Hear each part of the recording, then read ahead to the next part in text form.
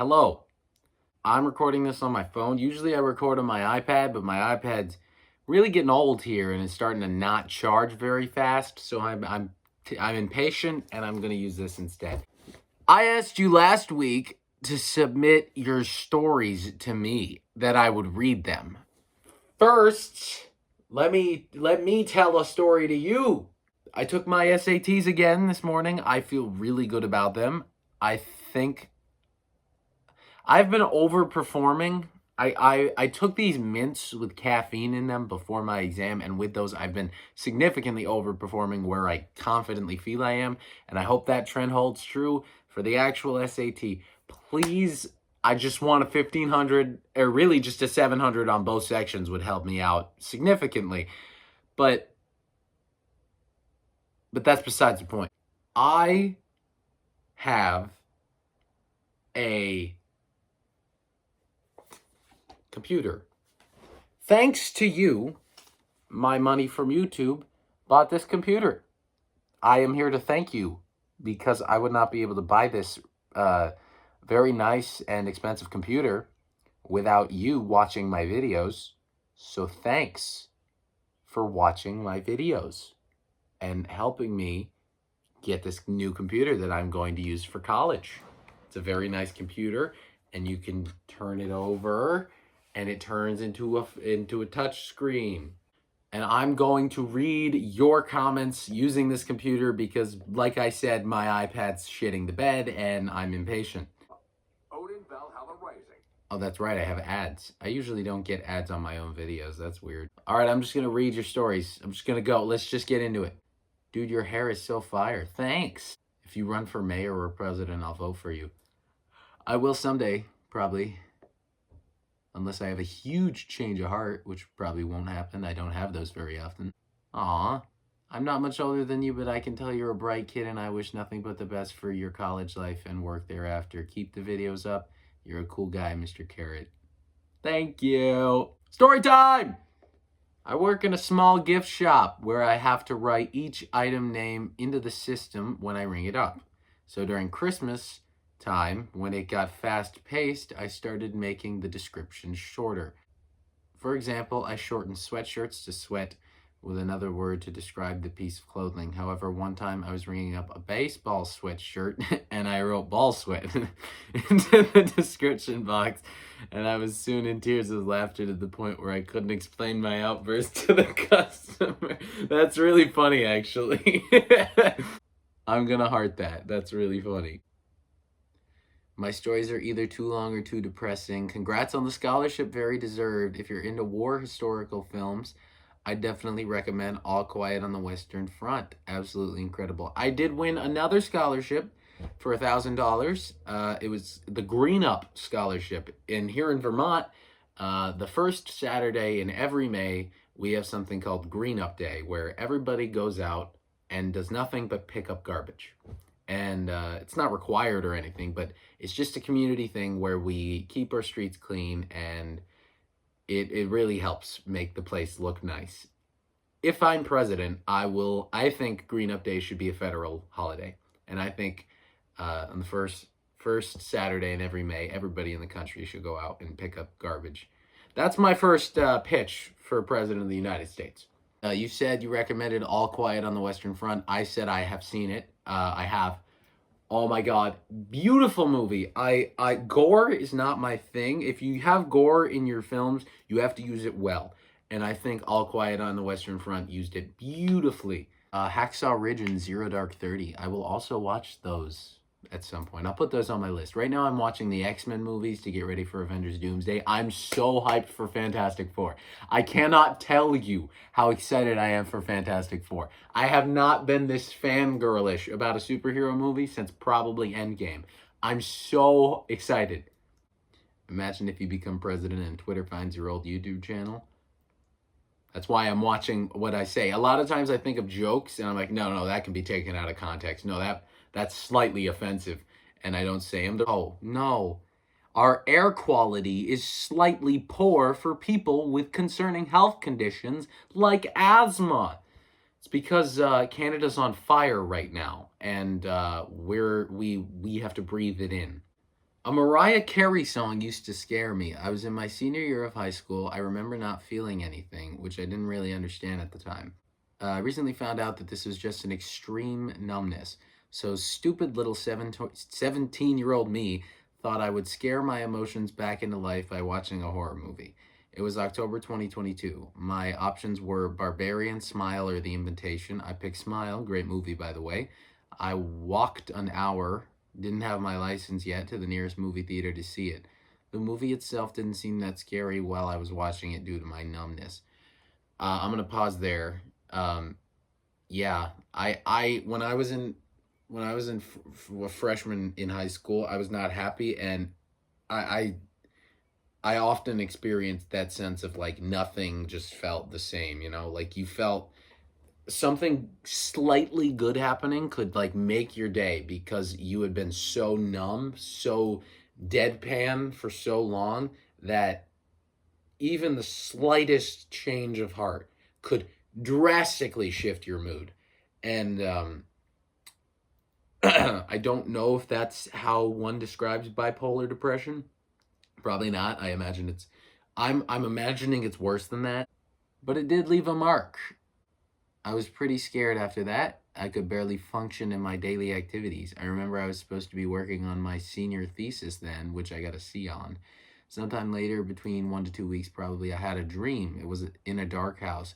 The only light was from a room in a hallway. I walked towards it because what else am I going to do? The light was coming from a glowing clown head which was sitting atop a dresser.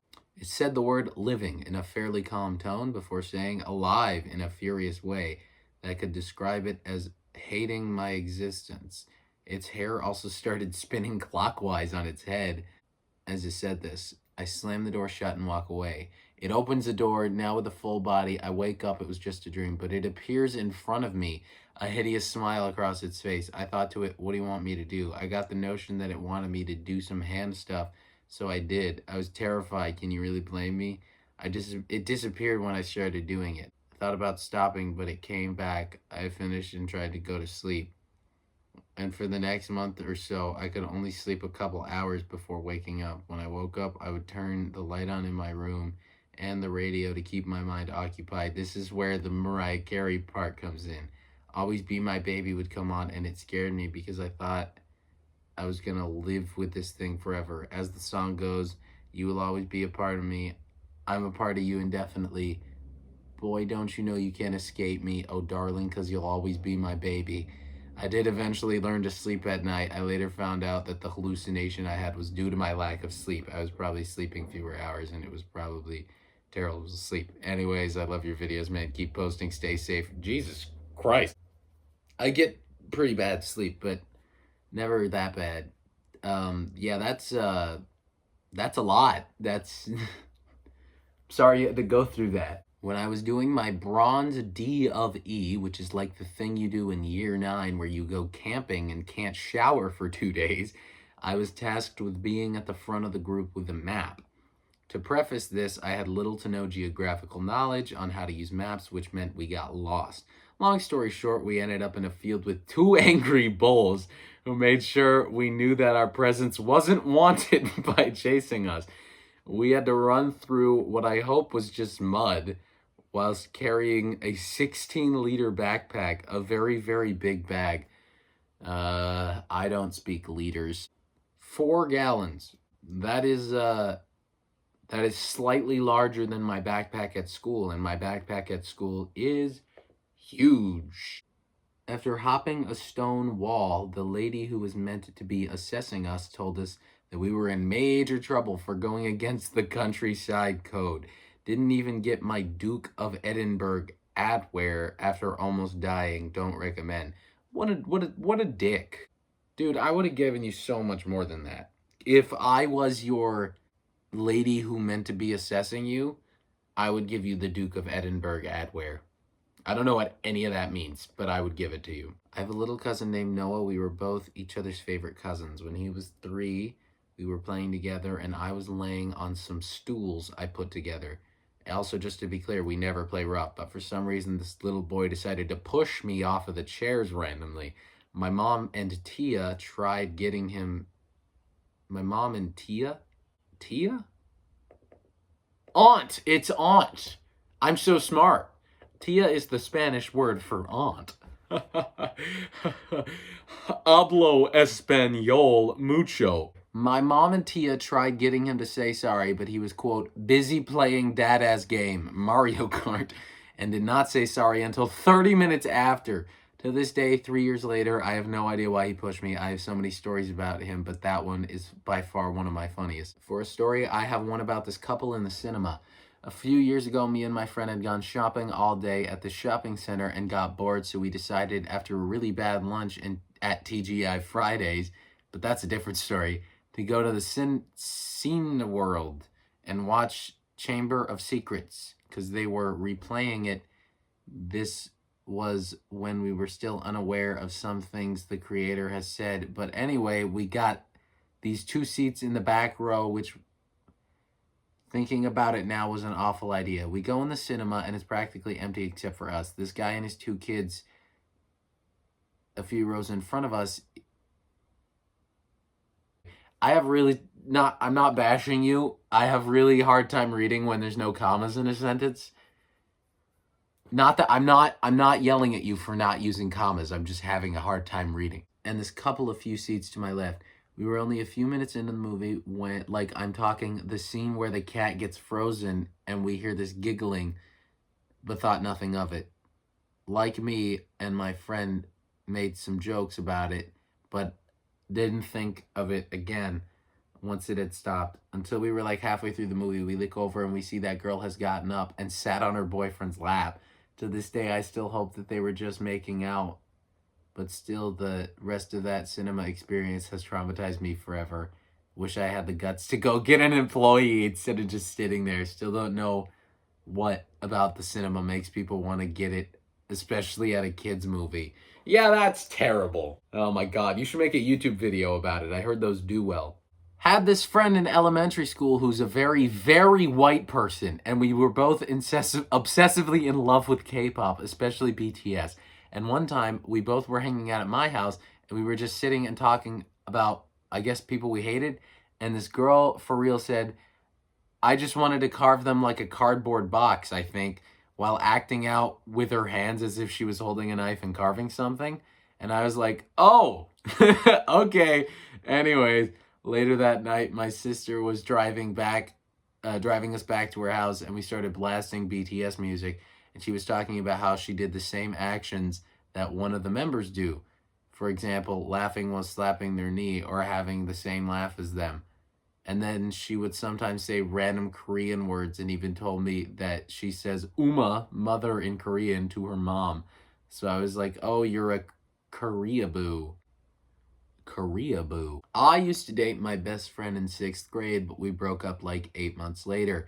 Then in 7th grade, we had the same class, guitar music class, and she flirted with me.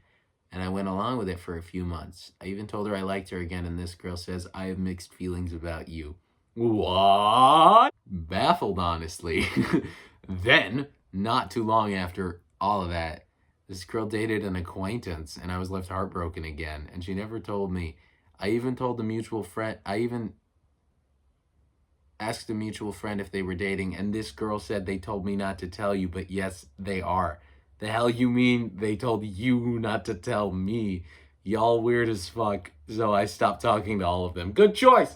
Good choice. If you try, well, this is going to get cheesy, but life advice, even though you didn't ask for it and you don't want it, and it's probably going to ruin the flow of the video. If you try really hard, like, not to get somebody to leave, and they leave, like, just let them leave. Just let them leave. Say are interested in somebody, and you're really interested in them, and then they start to change as a person, and you're still interested in them, stop being interested in them. Like, if the direction they're going is bad, and you feel like if you got together with them, you would have to reverse their actions, is it really worth it? I say no, not at all. Don't do that. Don't like somebody for your perception of them. Like somebody for who they are. And if you can't like them for who they are, don't do it. All right, for the next video, I want everybody in the comments to answer this question. What's one unpopular opinion that you will stand by no matter what? So that could be like something you believe that most people disagree with, or something that is socially acceptable that you don't see as socially acceptable. Don't be nice. Everybody be nice.